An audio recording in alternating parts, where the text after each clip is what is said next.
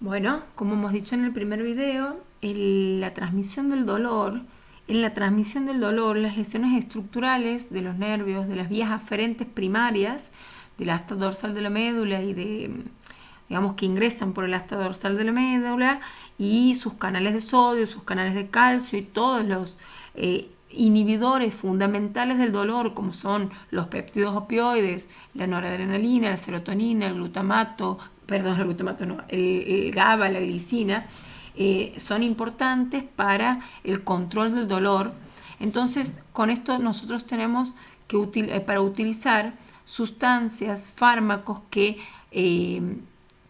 actúan sobre los canales de sodio y calcio, que actúan aumentando esas sustancias inhibitorias del dolor, y entre ellos podemos encontrar la pregabalina, que inhibe los canales de calcio y reduce la liberación de glutamato, justamente de sustancia P, que son los que median el dolor. Es un sustituto del GABA, se excreta por riñón, se puede dar en insuficiencia hepática, tiene una potencia muy elevada y sus reacciones adversas son mínimas al principio, un poco de euforia, mareos, dispepsia, pero es una droga muy bien tolerada. Tiene dosis crecientes, podemos ir dando 25, 50, 75, 100, 150 y 300 miligramos al día en dosis escalonadas. Su intervalo de dosis puede ser cada 24 o cada 12 horas. El paciente los primeros días no nota un alivio específico, claro, pero al pasar los días y adquirir una dosis plena, tenemos un éxito porque se puede dar en forma prolongada. Mientras tanto, uno puede darle antiinflamatorios o analgésicos que ayuden a controlar el dolor hasta que la droga haga sus efectos. En la misma línea tenemos el gabapentin. El gabapentin se une a los canales de sodio y actúa como un análogo del GABA. Sus reacciones adversas son mareos, somnolencias, confusión y un poco de ataxia. Su dosis va entre 300 y 600 miligramos al día. Es una opción a la pregabalina, tienen la misma indicación, pero yo en la práctica me parece que la pregabalina es mucho más efectiva y más potente que el gabapentin. Después, como otro recurso farmacológico, tenemos a la carbamazepina. La carbamazepina también actúa bloqueando los canales de sodio. Se utiliza como anticonvulsivante, como en la abstinencia alcohólica. Es de elección en la neuralgia del trigémino, también en las neuropatías diabéticas. Tiene sus reacciones adversas, eso es lo que dificulta. La carbamazepina da alergia, altera el metabolismo hepático, por lo cual hay otras drogas que corren el riesgo de intoxicación porque alteran el P450 y con eso aumenta las dosis de otros fármacos. Da también leucopenia y puede dar hasta fiebre. Las dosis va entre 200, 400 y 800 miligramos al día. Se puede dar cada 8 o cada 12 horas, pero para que no se acumule, siempre es preferible empezar cada 12. Dentro de los fármacos, los grupos de fármacos que teníamos, al principio veíamos que tenemos los antidepresivos. Entre ellos teníamos la amitriptilina, que son los tricíclicos, pero yo aquí les he colocado la duloxetina, que es un inhibidor de la recaptación de serotonina y de noradrenalina. La serotonina y la noradrenalina hemos dicho que son sustancias inhibitorias del dolor. Al evitar esa recaptación y a dejarlos más tiempo en la hendidura sináptica, nosotros favorecemos que inhiban las sustancias del dolor. Es muy utilizado de primera elección en los dolores de tipo disfuncional, como la fibromialgia, o también en las neuropatías, pero la fibromialgia, el colon irritable, todos aquellos dolores que no tienen una lesión estructural real visible, pero también obviamente en las neuropatías. Su dosis va entre 300 y 60 miligramos al día, una vez al día. Bueno, no podemos pasar sin nombrar los inhibidores de las citoquinas. Nosotros sabemos que las citoquinas, tanto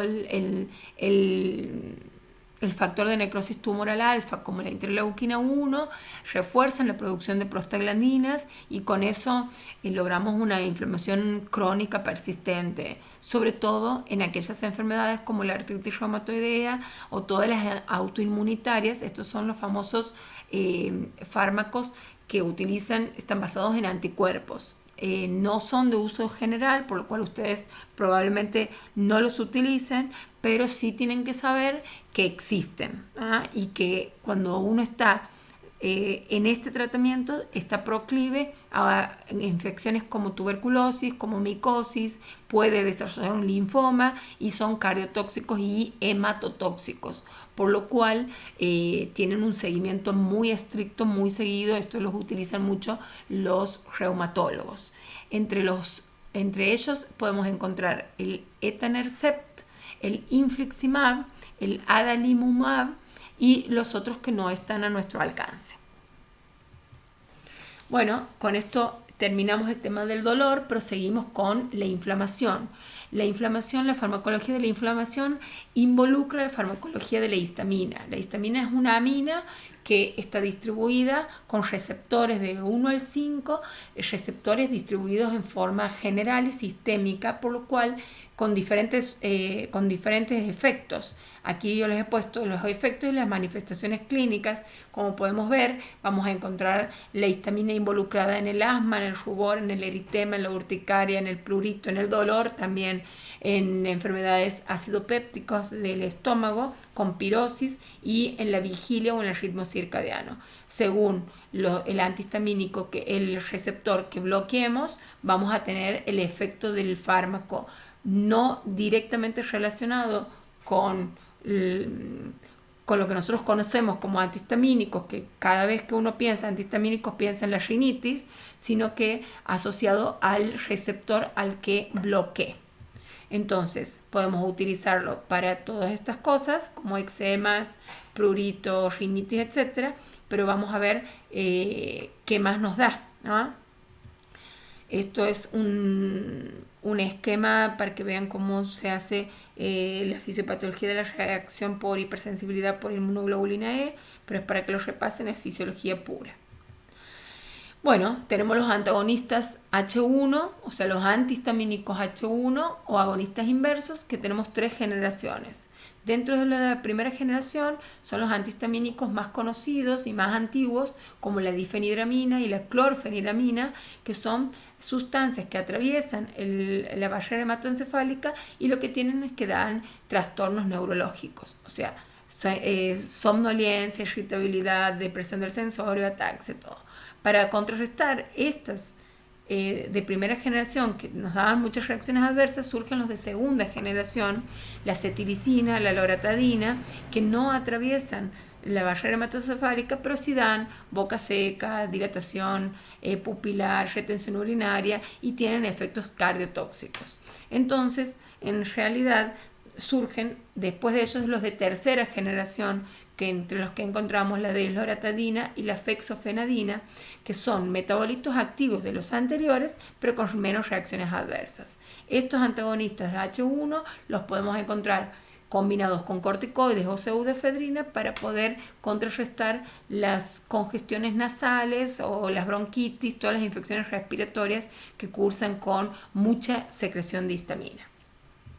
Si nosotros queremos antagonizar los receptores H2, vamos a tener los antiácidos, porque los H2 están a nivel de la mucosa gástrica, y vamos a encontrar la ranitidina y la simetidina, con la famotidina también, pero los dos primeros son los que encontramos en el mercado, que se unen al receptor H2, lo antagonizan y esto provoca una menor secreción ácida, por lo cual se utiliza en úlceras pépticas para mejorar la cicatrización.